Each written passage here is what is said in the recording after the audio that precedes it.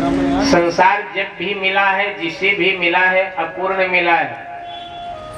परमात्मा जब भी मिला है, जिसे भी मिला है, पूर्ण मिला है। हमको आपको भी जब मिलेगा तो पूर्ण ही मिलेगा। इसीलिए वेद भगवान ने कहा पूर्णमदः पूर्णमिदं पूर्णात् पूर्णमुदच्यते पूर्णस्य पूर्णमादाय पूर्णमेवावशिष्यते।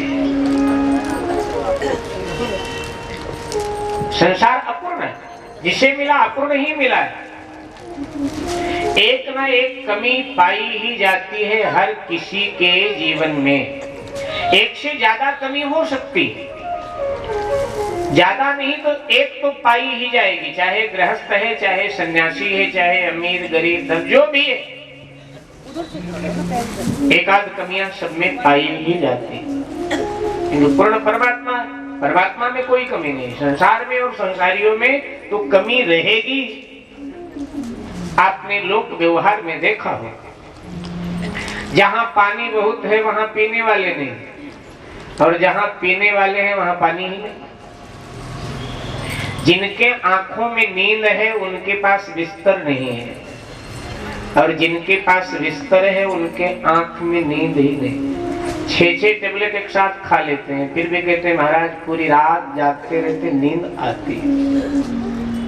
बिस्तर है, गुदगुदे गद्दे, नींद है नहीं।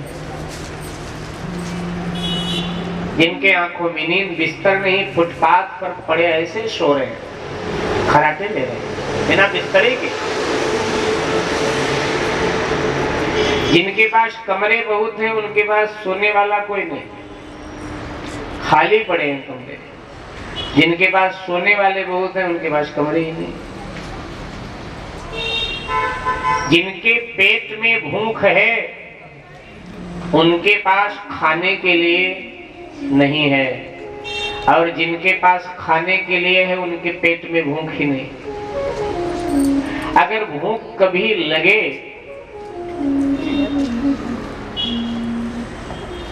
मन भी करता है कि कुछ खाएं, तो डॉक्टर साहब का पर्चा याद आता है, जरा देख क्या लिखा है इसमें तो दलिया लिखा है खाने के, घिया या तोरी की सब्जी खानी है, बाकी खाना ही नहीं है सब।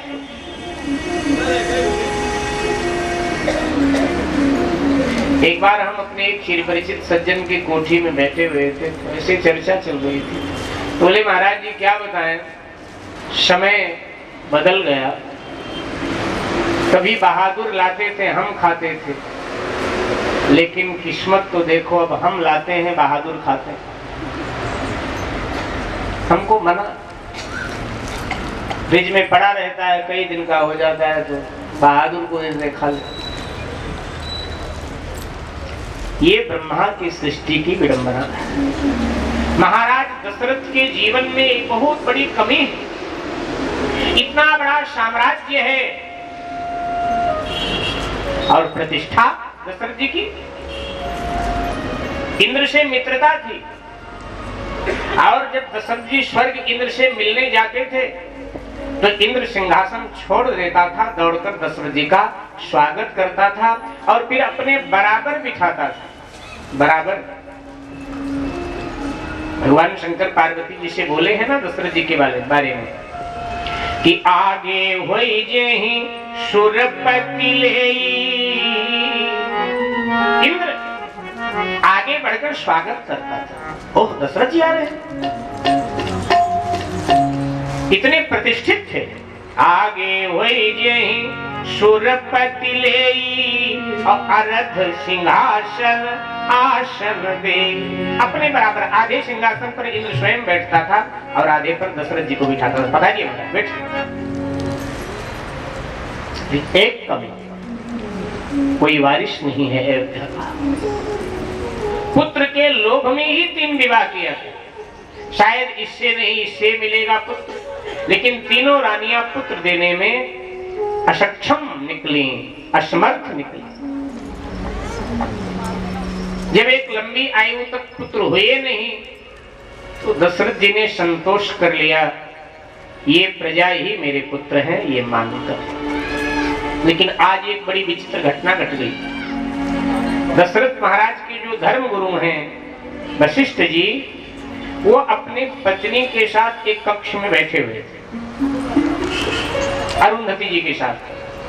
अब पति पत्नी में थोड़ी सी कुछ कहा सुनी आपस में हो। गृहस्थ में ये सब चलता है, कभी न कभी हो जाता है, थोड़ा कहा सुनी हो गई पति पत्नी। तो वशिष्ठ जी ने अरुंधति जी से कहा कि देखो देवी, मैं ब्रह्मा जी का पुत्र हूं, जो गुण मेरे पिता ब्रह्मा जी में है वही गुण मुझ में भी है। भाई पिता के गुण कई बार पुत्र में उतर आते हैं, तो मैं तो ब्रह्मा जी का पुत्र हूं, स्वाभाविक है कि उनके गुण मुझ में हो और मुझ में है भी। अब ये बात अगर वशिष्ठ जी कहीं और कहते तो लोग मान लेते कि हाँ हाँ ठीक कह रहे हो महाराज, लेकिन कह किससे रहे हैं? पत्नी से कह रहे हैं। और पति कोई अपनी बात पत्नी के आगे कहे मुझ में गुण, तो कोई पत्नी मानेगी क्या? अब यहाँ की पत्नियों को नहीं कहते हैं, वैसे कोई मानती नहीं। पति में जितना भी गुण हो, लेकिन ना वो नहीं माने, कहते कि चलो ऐसे ही तुम बातें बनाते रहो, मतलब ही नहीं।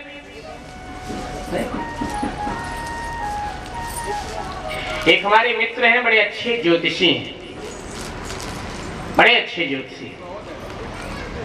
तो ऐसे ही संयोग से एक बार मैं मिलने चला गया,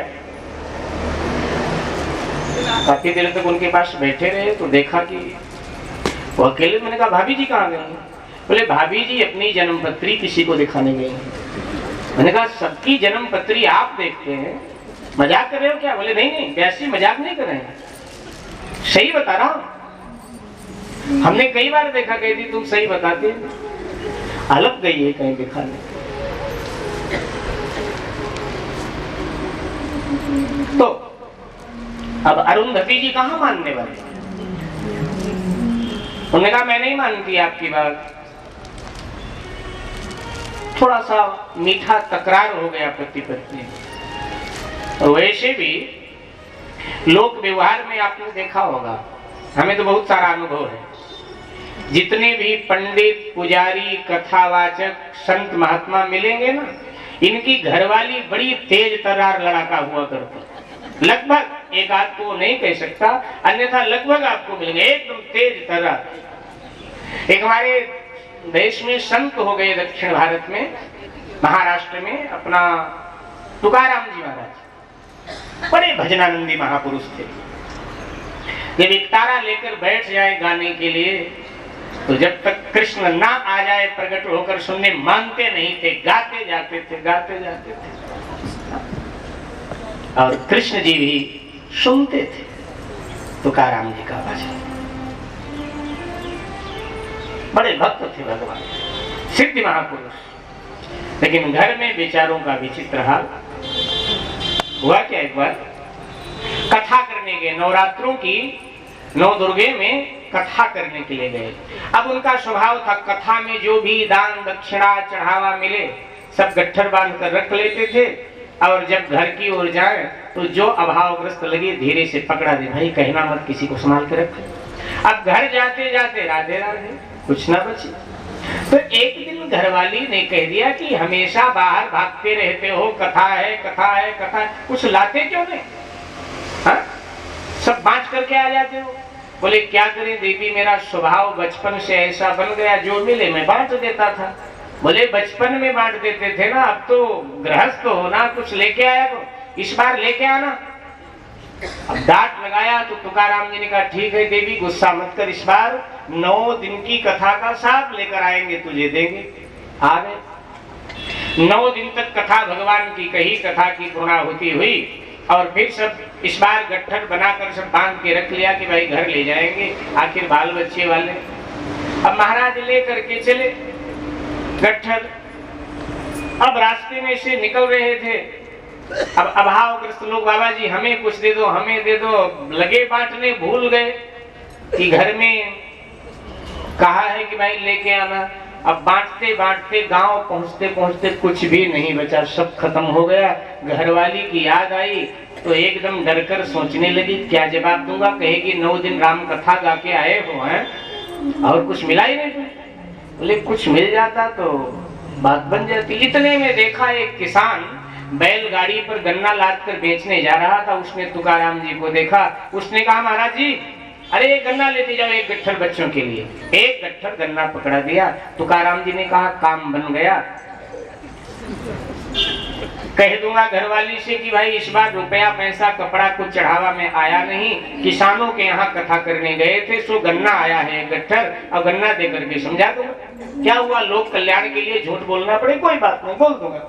अब वो गन्ना का गट्ठर लिए लिए जा रहे थे। गांव के बच्चे सब दौड़ पड़े, पंडित जी एक हमें दे दो, पंडित जी एक हमें दे दो। लगे बांटने पंडित जी। अब घर पहुंचते पहुंचते केवल एक गन्ना बचा। बोले कोई बात नहीं, कह दूंगा जजमान थोड़ा कंजूस था, बस एक ही गन्ना दिया है और क्या। अब द्वार खटखटाया। आज तो उसने भोजन भी नहीं बनाया था कि कथा की पूर्णा होती है, जजमान के यहाँ से भोजन भी आ रहा होगा। सो बैठी थी, दरवाजा खटखटाया, एकदम बाहर निकली, देखा खाली है। उसने कहा क्या हुआ, कुछ मिला नहीं कथा में क्या? बोले नहीं नहीं भागमान मिला है। बोले क्या मिला? ये गन्ना ही मिला है, क्योंकि किसान था जजमान, कंजूस भी थोड़ा था, तो इसलिए गन्ना ही दिया। वही गन्ना पकड़ा दिया। जैसे गन्ना पकड़ाया, पहले से क्रोध में थी और क्रोध में डूब गई एकदम से, और वही गन्ना खींचकर तुकाराम जी के पीठ पर दिया। इसको क्या करूं? और जैसे पीठ पर गन्ना दिया खींचकर, तो गन्ना टूटकर 3 टुकड़े में बट गया।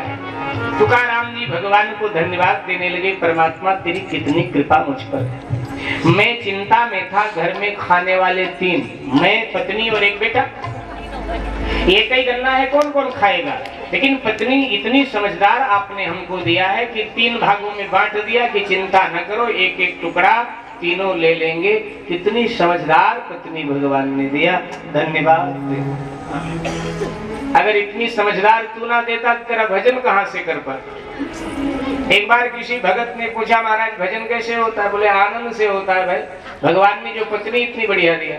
कभी इच्छा होती है चलो पत्नी के पास बैठे, लेकिन कुछ ऐसा बोल देती है, मन फिर भगवान के चरणों में चला जाता है। तो ये ठाकुर जी की बड़ी कृपा हुई है, क्योंकि वो चाहते हैं कि तुकाराम बस मेरा ही भजन करे, बस मेरी ही सेवा करे। इसीलिए इतनी समझदार, ना समझ कभी नहीं कहते थे, थी बड़ी ना समझ, लेकिन कहते थे बड़ी समझदार पत्नी हमको भगवान ने दिया है, बड़ी उसकी कृपा। तो कई बार देखा जाता है साधु संत महात्मा, तो अभी वशिष्ठ जी महाराज से झगड़ गई। बोले अरे कह दो, बुरा लगेगा आपको। अरुंधति जी ने कहा, वशिष्ठ जी ने कहा बात मत लड़ा, क्या कहना चाहती बता, बुरा लग जाएगा। बोले बुरा लगे तो लगे, मुहाई बात नहीं रोकी जाती। बोल क्या कह रही? अरुंधति जी ने कहा आप कहते हो कि मुझ में पिताजी वाले गुण हैं। अरे आपके पिताजी संपूर्ण संसार की सृष्टि करते हैं, और आप अपने कैसे देवी? दशरथ जी के जीवन में पुत्र का लोभ मैं पैदा करूंगी, लेकिन दिलवाना काम आपका है। वशिष्ठ जी ने कहा पक्का। दोपहरी का समय अरुंधति जी अपने पोते वामदेव को अपने गोद में लेकर दशरथ जी के राजमहल में पधार गई। संयोग से महाराज भोजन करने जा रहे थे, देखा गुरु माता आ रही हैं, दौड़कर स्नान किया, प्रणाम किया, ऊंचे आसन पर बिठाया, रानियों से बुलाकर जलपान आदि दिलाया, और अब महाराज बैठ गए चौके में, भोजन करना प्रारंभ करने जा रहे। प्रथम ग्रास उठाया था, मुंह में डालने ही जा रहे थे। इतने में अरुंधति जी ने रानियों का और दशरथ जी की नजर बचाकर अपने पोते वामदेव को चुटकी काट लिया। अब किसी नन्हे बच्चे को आप चुटकी काटोगे, स्वाभाविक है वो रोएगा। वामदेव रोने लगा, और जब वामदेव रोने लगा, दशरथ जी ने कहा गुरु माता क्या बात है, ये गुरु पुत्र रो क्यों रहे हैं? अरुंधति जी ने कहा राजन तुम सुनोगे तुम्हें बड़ा दुख होगा, इसलिए मत पूछो। नहीं नहीं बताइए ना माँ, क्या बात? राजा बुरा लगे तो क्षमा करना, ये मेरा पोता मेरे कान में कह कह करके रो रहा है कि दादी माँ, हमारे दादा वशिष्ठ तो दशरथ जी के यहाँ पुरोहिताई का कर्म करते हैं, लेकिन जब मैं बड़ा होऊंगा तब तक तो दशरथ जी की मृत्यु हो जाएगी, तो मैं किसके घर में पुरोहिताई का कर्म करने जाऊंगा? दादाजी को कुछ चाहिए होता है तो दशरथ जी के यहाँ संदेशा भेज देते, भाई आश्रम में ये चीज की आवश्यकता भिजवाओ, और यहाँ से पहुंच जाता है। लेकिन जब मुझे किसी चीज की आवश्यकता होगी तो मैं किस राजा के यहाँ सूचना भेजूंगा कि मेरे आश्रम में ये वस्तु भिजवाइए। इसको अपना भविष्य अंधकार में लग रहा है, इसलिए रो रहा है, कह रहा है कि राजा की तो कोई संतान ही नहीं है, तो मैं किसके आगे हाथ फैलाऊंगा जाकर के, इसलिए रो रहा है। बात नहीं ये तीर था विधा सकल शरीर, महाराज के हाथ से भोजन का ग्रास छूटकर गिर गया। दशरथ जी के आंखों से अविरल आंसू धारा प्रवाहित होने लगी। विचार किया अवधेश ने, कहां जाऊं, किसके आगे जाकर रो।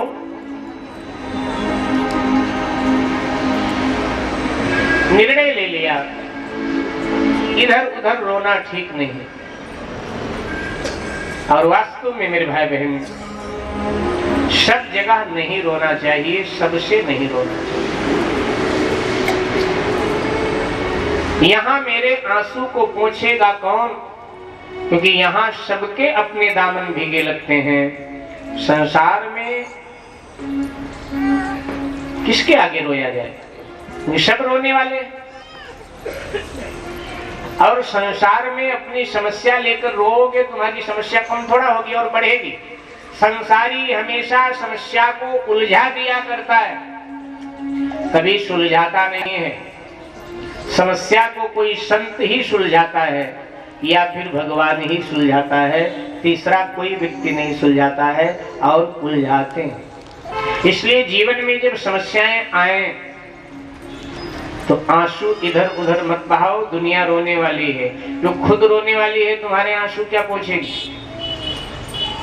तो कहां जाए, किसी संत के द्वार पर जाकर रोना, गुरु के द्वार पर जाकर रोना। संत का अर्थ ही है जिसके पास जाने से हमारी समस्या का अंत हो जाए, वो संत है। कोई सुलझा रास्ता बता देगा आपको, कोई सुलझी बात आपको बता देगा। तो दशरथ जी कहां गए, कहां गए माताओं, रोते हुए महाराज कहां चले गए, हाँ, गुरु के द्वार पर गए। जब जीवन में कोई समस्या आए तो सीधे गुरु के द्वार पर जाइए। गुरु द्वारे पर गए। शास्त्रकार लिख देते हैं, एक बार भूपति मन माई, एक बार भूपति मन माई, एक बार भूपति मन माई, एक बार भूपति मन माई, एक बार भूपति मन माई, हे गलानी मोरी सुत नाई, हे गलानी मोरी सुत नाई। गुरु ग्रह गयो तुरत मही पाला, गुरु ग्रह गयो तुरत मही पाला, चरण लागी करी विनय विशाला।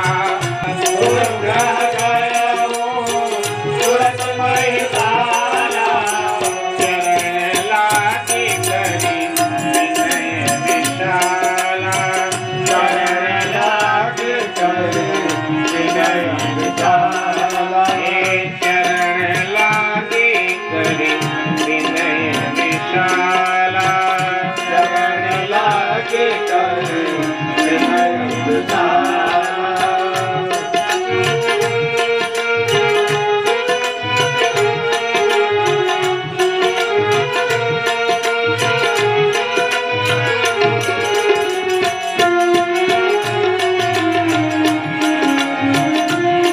सीधे गुरुदेव के द्वार पर पधारे, गुरु चरणों में अपना माथा रखकर आश्रुपात करने लगे।